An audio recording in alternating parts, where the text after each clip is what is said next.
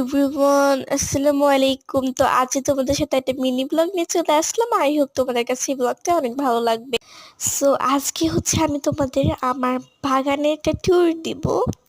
তো ভিডিওটা দেখতে থাকো, অনেক ইন্টারেস্টিং হবে। অ্যান্ড এটা মেনলি হচ্ছে আমাদের বাসার পাশে যে জায়গাটা আছে আমাদের সেখানে। সো ফার্স্ট অফ অল তোমাদের সাথে শেয়ার করতেছি এই বইয়ের গাছটা। এই বইয়ের গাছটা কিন্তু অনেক অনেক অনেক বড়, আরও বড় ছিল, বাট আমার আম্মু হচ্ছে ডালটা কেটে দিয়েছে, যার কারণে এটা একটু ছোট হয়ে এসেছে। এখন যেহেতু মেনলি বড়ের সিজন না, সেহেতু এখানে এখন আম্মু কেটে দিয়েছে, এই কারণে যখন হবে তখন এখান থেকে আরও ডালপালা গজাবে। তো এখন তোমাদের শেয়ার করবো পেয়ারার গাছ। আমাদের কাছে পেয়ারা কিন্তু অনেক মিষ্টি হয়। সো এখন যেহেতু পেয়ারার সিজন, তো অনেকগুলো পেয়ারা আর মুকুল এসেছে।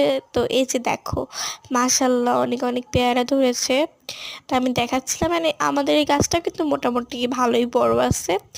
তো আমি অনেক দিন আগে 2025 সালে মেবি আমি একটা ব্লগ ছেড়েছিলাম এইরকমই, বাট তখন হচ্ছে আমি আপডেট দেওয়ার কথা বলেছিলাম, বাট আর আপডেট দেওয়া হয়নি। তো ভাবলাম যে আজকে কেননা একটা আপডেট দিয়ে দিই। তো এই যে এই হচ্ছে সজনার গাছটা, যখন আমি 2025 সালে ভিডিও করেছিলাম তখন এটা কত ছোট ছিল, অ্যান্ড এখন কতটা বড় হয়েছে।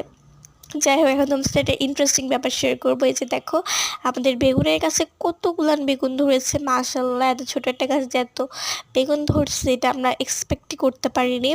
অ্যান্ড এখান থেকে আমরা অনেকগুলানই খেয়েছি বেগুন।